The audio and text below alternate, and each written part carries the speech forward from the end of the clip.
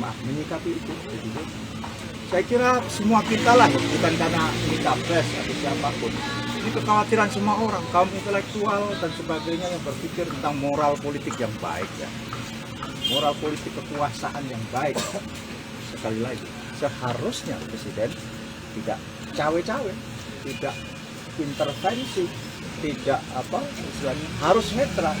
Mungkin orang membandingkan di dunia lain. Sekali lagi, sistem politik kita berbeda. Konstitusi kita berbeda. Konstitusi kita jelas mengamanatkan presiden sebagai kepala pemerintahan sekaligus kepala negara dalam kedudukannya sebagai dalam konteks politik ya dia harus netral gitu loh. Kenapa? Konstitusi kan jelas. Soal calon presiden wakil presiden domainnya partai politik kan gitu. Tapi sejauh pergaulan Nasdem sama Jokowi, karakter Jokowi begitu nggak? Saya kira Penilaian Nasdem selama ini kan 2 kali support dia. tidak boleh menilai, itu kan semuanya namanya semua berproses ya. Kita semuanya positif think. Lagi-lagi mudah-mudahan ya Pak Jokowi tidak dalam rangka sebagaimana dikhawatirkan orang dalam bentuk cawe-cawenya ini. Mudah-mudahan itu karena adrengnya beliau untuk tetap berpartisipasi dalam membangun bangsa dan negara ini. Tidak lantas abuse of power. Nah, catat itu. Mudah-mudahan cawe-cawe yang dimaksud bukan berarti abuse of power. Kalau ini terjadi, mundur kita, setback. Kita sudah bagus kok ini demokrasi berjalan, demokrasi konstitusional sekaligus demokrasi substansial. Kan begitu? Bukan semata-mata demokrasi prosedural. Tetapi kita sudah masuk wilayah demokrasi substansial. Apa maksudnya demokrasi substansial? Dalam hal misalnya pencalekan, pencapresan, biar ide gagasan lah yang diadu di permukaan. Pak Anies misalnya dengan tema tagline besarnya adalah keadilan. Nanti kan kita breakdown.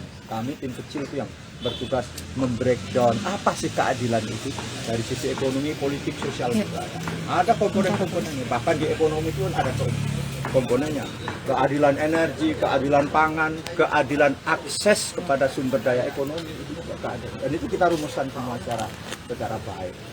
Itulah, jadi mudah-mudahan apa yang disampaikan oleh Presiden bukan berarti lantas implikasinya atau derivat dari apa yang disampaikan itu adalah berupa abuse of power. Kita berharap tidak terjadi. Ada indikasi nggak sih sejauh ini Presiden melakukan hal itu gitu? Kalau cuma pertemuan sama ketum parpol kan sebenarnya biasa gitu kan? Iya kan. Wajar malah. Ya, mudah-mudahan itu sebatas itu, tidak mengerahkan aparat negara lantas untuk mendukung salah satunya.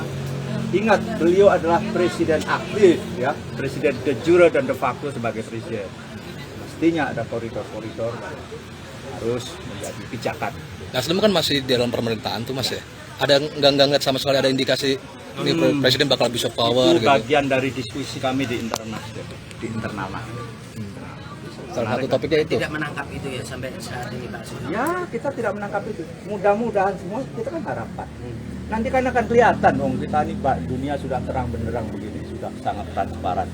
Perilaku kita, tingkah laku kita kalau melakukan sesuatu yang tidak pada proporsi baik dalam pendekatan hukum normatif atau hukum positif maupun batas-batas moral etik yang baik. Pasti akan kelihatan. Terkait dengan cawapres kan kemarin disampaikan ya.